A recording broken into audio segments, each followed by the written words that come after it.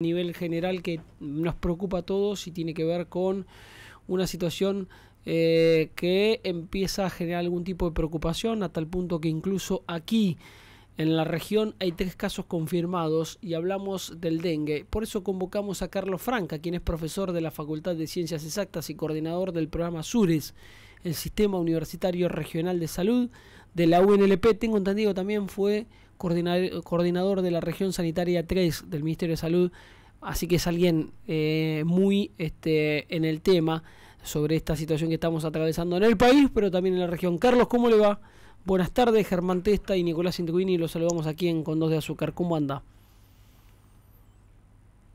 Hola Germán y Nicolás, buenas tardes a ustedes y a la audiencia. Bien, bueno, muchas gracias por atendernos y bueno, sin dudas que el tema dengue empieza a preocupar porque se han confirmado muchísima cantidad de personas que han contraído la enfermedad y si no me equivoco y no leí mal, más de 11.000 casos sospechosos hay en todo el país.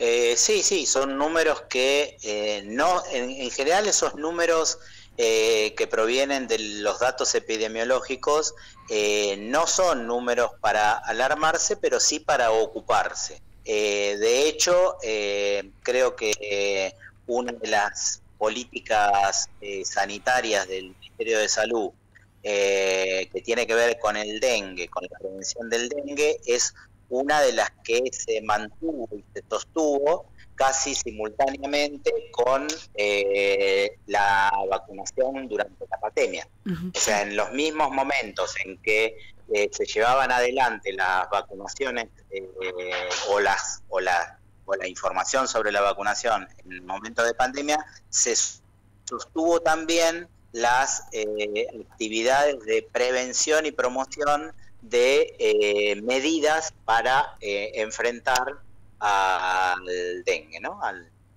Prevenir la enfermedad de... Carlos, esto tiene que ver, podemos hablar, no digo a nivel regional, pero sí a nivel país de un brote importante, o son cifras que son similares a la del año pasado, por ejemplo, a esta misma altura del año.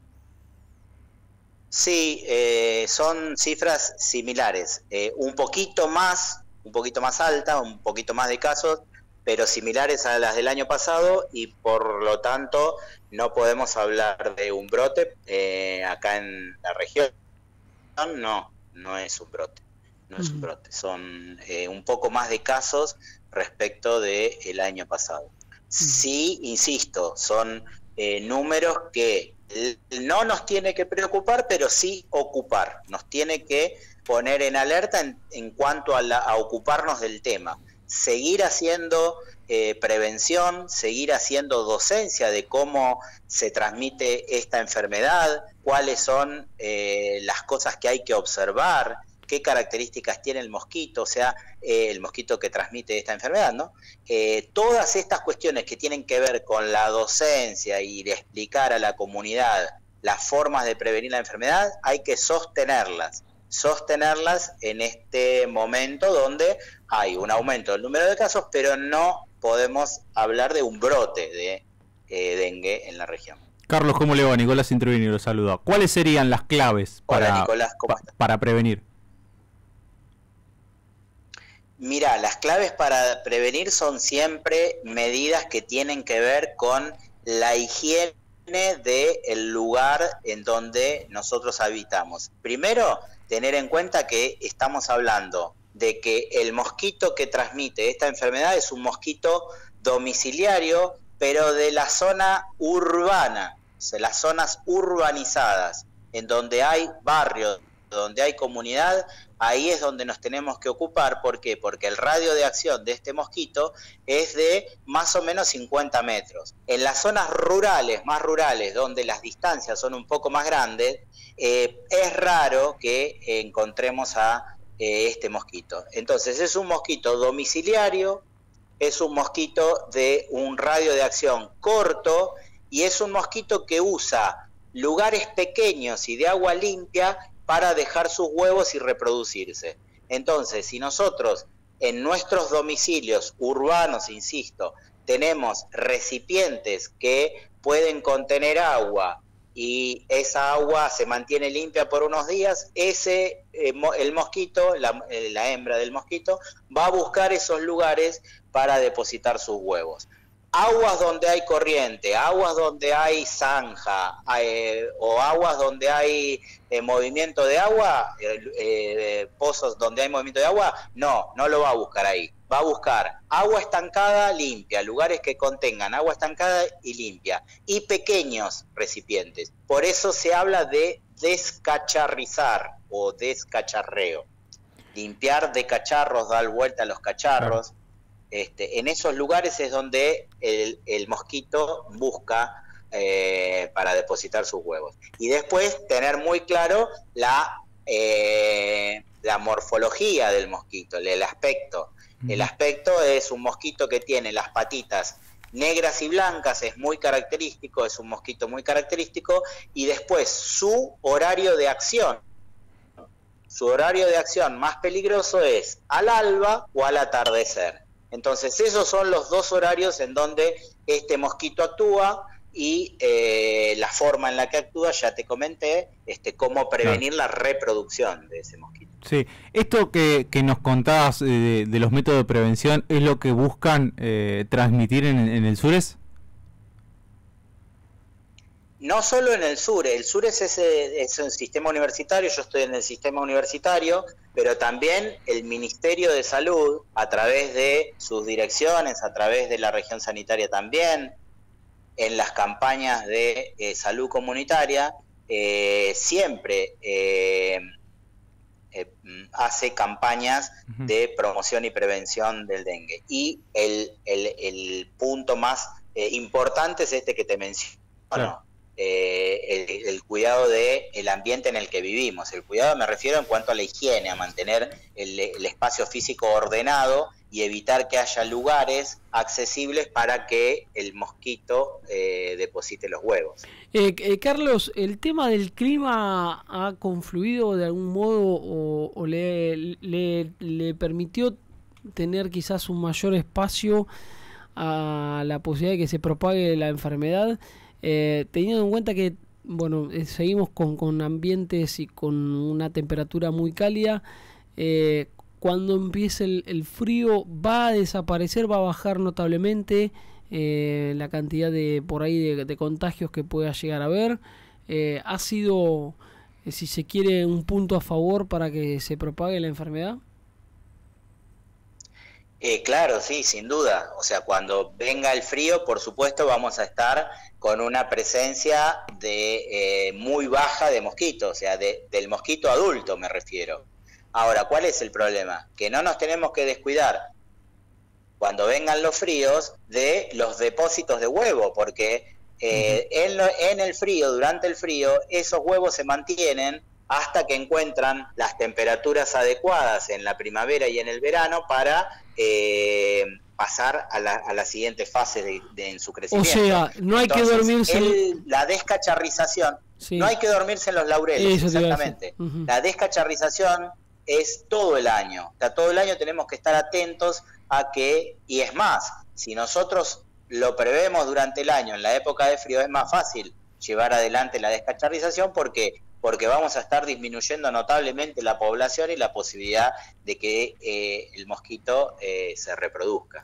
Bueno, eso es un dato no menor porque, por ejemplo, hay mucha gente que desconocía esto, que creía que con el frío los huevos se eliminaban, se perdían y evidentemente se siguen manteniendo. No, los huevos resisten el frío y lo que desaparece es el mosquito en su fase adulta, o sea, el mosquito como tal, el que vuela, el que pica. Claro. Pero en el mosquito en los huevos permanece, y pensá que una hembra pone miles de huevos en un pequeño recipiente. Entonces, si nosotros aprovechamos esos días de frío para mantener limpio y ordenado el entorno en el que vivimos, está bueno. O sea, estar atentos a eso. ¿Cuáles son los síntomas? Es inclusive más fácil de hacerlo en esos tiempos. Los síntomas principalmente son dolores se llama un dolor retroorbital, como un dolor en la nuca detrás de los ojos, esos dolores importante como un estado gripal. Ese tipo de dolor retroorbital, es un síntoma importante. La fiebre es la aparición de temperatura, es un síntoma importante, y después, bueno, cuando avanzan, si no hay tratamiento adecuado, no hay al menos el tratamiento de los síntomas, puede avanzar hacia dolores articulares o óseos. ¿Y cuál sería el tratamiento adecuado? Primero el diagnóstico, o sea, primero tener el diagnóstico de que estamos en presencia de dengue. Claro. Y ese diagnóstico es un diagnóstico de laboratorio, o sea, tiene que haber una sospecha fuerte de que estamos en presencia de esa enfermedad. Y si estamos en presencia de esa enfermedad, bueno, ahí depende del grado, depende del grado, quiere decir que no todas las personas van a responder de la misma manera. Estos casos que hubo en el país que fueron tuvieron un desenlace mal, tuvo que ver con comorbilidades de las personas, o sea, el estado físico de la persona es importante a la hora de soportar y transitar esta enfermedad. Pero el tratamiento es con antifebril y analgésico del tipo del paracetamol. De ninguna manera analgésicos o antiinflamatorios como el ibuprofeno, de ninguna manera. Está indicado únicamente el paracetamol para aliviar los dolores y el estado febril que provoca la enfermedad del dengue. Pero insisto, lo primero es tener un diagnóstico certero de que estamos en presencia de ese caso, ¿no? Confirmar la sospecha, ¿no? Carlos, hay un tipo de mosquito que me pasó hace poquito en uno de mis ámbitos laborales, lo vi rondando y la verdad que me alerté. Negro con rayas o manchas blancas. Es un mosquito típico de que puede, digamos, tener la posibilidad de contagiarme de dengue. Sí, vos pensás que para contagiarte de dengue, además de que el mosquito sea esta especie, el Aedes aegypti, que tiene las patitas blancas y negras, exacto, blancas con rayitas negras, o negras con rayitas blancas, además de que sea esa especie, se tiene que dar la circunstancia de que ese mosquito picó a una persona enferma o infectada, y después de esa persona pica a una segunda persona.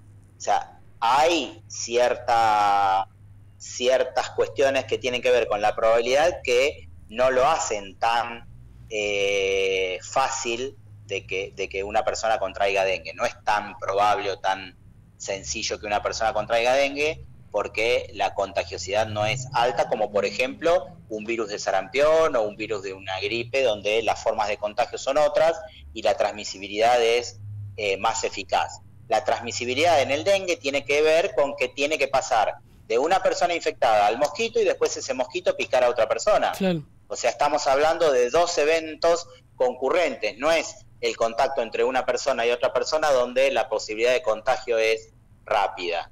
Y después también anotate los hábitos del mosquito. Yo te dije que el mosquito vuela y vuela a alturas bajitas, al alba y a la tardecita. Claro.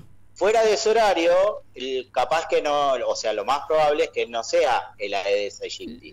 Bueno, el Aedes aegypti tiene esos hábitos. Sale al alba y sale a la tardecita. Casi mediodía. Cuando, por ejemplo, te digan uso de repelentes, cuando te digan uso de repelentes, no tenés que estar todo el día usando repelentes.